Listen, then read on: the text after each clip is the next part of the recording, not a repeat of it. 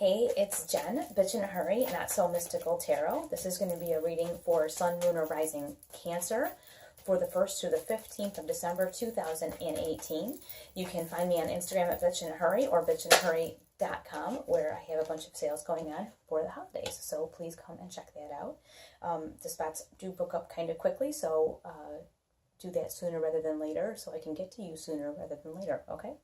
Like I said, that's on bitchinahurry.com. Everything's in the description. So Gemini. For Cancer, Sun, Moon, or Rising, and also if this does or does not resonate with you, either way, check your Moon and Rising signs, because if it does resonate, it may help to clarify for you, and if it doesn't, you might follow your Moon or Rising sign more closely this month. So check those two, and I will have, after these videos come out, I will also have the new moon videos for each sign coming out as well. There's a new moon in Sagittarius coming on December 7th. So let's get started here. The Cancers, typical of you guys, right? Here's your sign. Here's your suit. The Ace of Cups. There is an emotional time that's coming for you. Something that's going to allow you to open yourself up emotionally, as if you aren't already kind of that way. But you may be kind of hiding it, kind of keeping it to yourself. But now you are able to open yourself up. There's an opportunity coming. And it could be romantic, or it could just be, it could be opening your heart to a new pet. It could be maybe a colleague or a coworker that you have just felt like, I'm just gonna, I don't want to be friends with you, and now you're like, you know what, maybe they need a friend, maybe they're a nice person, but it's something is coming for you that you really want to open yourself up. And I'm not saying that that's good or bad. I'm saying that feeling, that feeling of, especially for a Cancer, you know, you're a water sign, you're emotional, that feeling of opening yourself up can almost be like a drug. It can almost make you feel a little bit manic. And you know, here you have the Queen of Cups, which is like emotional fulfillment. Like, you can tell she feels amazing, right? You know that she is on top of the world right here. And we have these two cards coming up together, this Ace of like, open yourself up, it'll be great, and hey, look at how awesome it is, right? This is the thing, is the card that comes up next is the card that kind of like, you know, in the cartoons where you hear this like a brake screeching to a halt. Here you go. Here's your Four of Swords. You picture the brakes just screeching to a halt. You know, it almost feels like you want to jump into something. You know, you have this Ace that says, hey, look at that, that's a great idea. And then you have this, ooh, it's going to be just like this, wonderful, perfect, amazing, awesome. Ooh, I can't wait, it's going to be awesome and amazing, and oh, this person's perfect. Here's your brakes, okay? You're going to want to stop. Stop everything. Take a deep breath, take some time away, and take some time to evaluate just what in the heck is going on here for real. Take some time, because that train is moving way too fast, okay? That's what I see here, is that this train is like out of control, about to go off the tracks. Don't let yourself get so caught up in something that's going on emotionally that you are not being practical. So this Four of Swords says to you, hey, take a deep breath, relax, take some time, evaluate, see what's really going on. Let's look at the big picture here before we jump right in. And that is what that is telling me. Put on the brakes. I mean, just take a deep breath. Don't let anything get out of hand, and put on the brakes. You have been working on something really, really hard, and you don't want to throw all of that away for something new. This could even be like a relationship that, you know, you've been working on a relationship really hard for a long time, and it's very intricate and it's very beautiful, and there are wonderful things that have come from it. But like, here's something else that kind of catches your eye, and you're thinking, oh, well, with, you know, grass is greener kind of thing. Oh, well, with this person over here, you know, it's going to be amazing. You know, and that's where you get the breaks coming on here with this Four of Swords. It says, take a minute here, evaluate. Let's be objective. Like, what's really going on here? And that's why I definitely feel like this is like something else catching your eye. And it doesn't have to be romantic. It could be like a job. Maybe you've worked hard in your job, and you're seeing a lot of progress, and a new position opens up in a brand new company, and you're like, oh, everything will be better over there. Well, work is work. Wherever you go, it's the same, right? The same people seem to be there, just in the different face and a different cubicle. It's always the same. So I want to just, you know, that Four of Swords says, hey, back it up. The grass is not always greener. That's going to be the title of this one. The grass is not always greener. Look at how far you've come. Look at what you've built. Don't just throw that all away because something over there looks really, really great, okay? Just don't throw it all away, Cancer, please. You have here the Hanged Man. Take a look at the situation from a different point of view. This is just a different perspective. You know, this guy's not strung up and lynched. He's just hanging upside down like we did at the playground as a kid. He's looking at everything from a different point of view. And I want you to look at your situation completely and entirely objectively.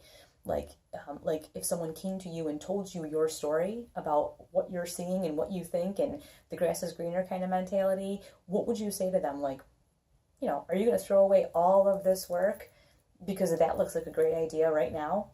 Just really think about it. Different perspective. Look at it from a different point of view and see if what you're thinking in your heart makes sense up here in your head. And I'm not saying don't follow your heart, because, you know, there are times where following your heart is the only thing you can do, but it isn't in this situation. So I really want you to take a deep breath, take some time away and evaluate what in the heck is going on here, because I think this could like take off on you. And again, now we have the King of Swords. If I wasn't clear enough with the Hanged Man, the King of Swords says, hey, you know, he's the king of objective thinking. Nobody is sharper than him. I mean, except the Queen, because she's pretty cool. But you know what I'm saying. He's the king. He's the tops. He's it. He knows what is up. Use this to your advantage. Use the rational, calm, thinking, intelligent mind that you have in there. Not just the woo-woo, oh, my heart feels like this. You know, please use your objective, smart mind. And don't just take off at the first thing that you see. Please do not do that.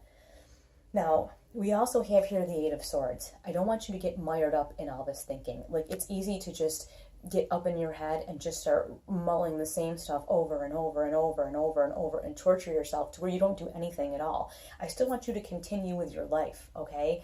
But just don't take off at the first sign of something neat over here, because maybe this has grown a little boring, or you know, you're a little tired of that. You know, oh, this new thing is a better idea. I'm going to forsake everything else I have because this new thing over here is going to be way better. Just don't get stuck in your head where you just can't get out of it. And you see this poor swan just flailing all over the place, getting nothing done, just torturing herself when all she has to do is look up and fly away. So I always say, bring this situation to judgment and take a deep breath, bring it all to judgment and go, what is really happening right now? And then you can look up and extract yourself from the situation and move on. It's not going to be easy. Whatever this is has a very strong pull to you for some reason. Now, we see here the Ten of Pentacles coming up next. So it looks like you're going to be successful in moving past whatever this is that's going on. You're going to be successful because you know why? Because you're going to go back here and go, look what we built. Look at this amazing thing that we've done over these years or whatever. Look what we've done.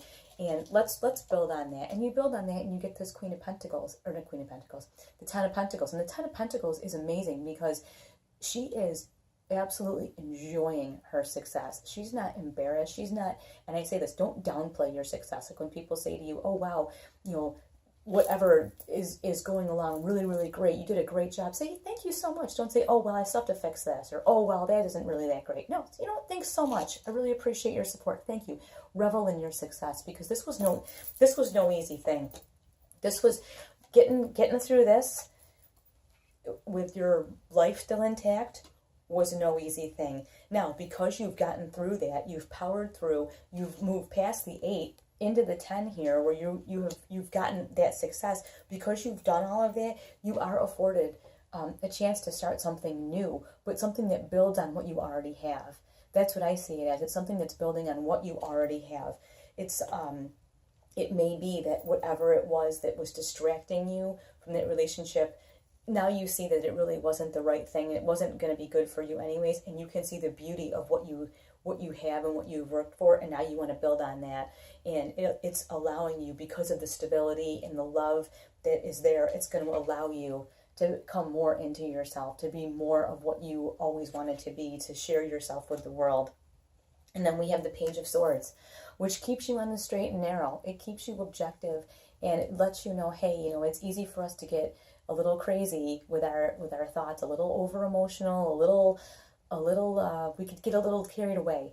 But this says, no, don't be carried away. Evaluate, be smart, take these signs as they come, And then we have the Four of Pentacles that says, you know what, it's okay right now to keep stuff close to you. You may not be ready to share all of this with anyone right now. This seems like, to me, this is extremely personal, and it may be something, I think it's something personal that you're going through, whether it's with a relationship or a job, but it's very personal and it's not something to be shared. This is something to keep quiet. This is something that you work through on your own, and I don't want to say the wrong thing, but I think that you really can't trust anybody else with this information. Like I said, whatever it is, if it is about your relationship, or if it's about your job, whatever it might be, especially either one of those topics, you can't trust everybody else with this information. This information is best kept to you. So keep this to yourself. Just remember, the grass is not always greener. I can't wait to hear what you guys have going on this month, and I will be coming back to you shortly with the New Moon and Sagittarius videos for each sign. I'll talk to you soon.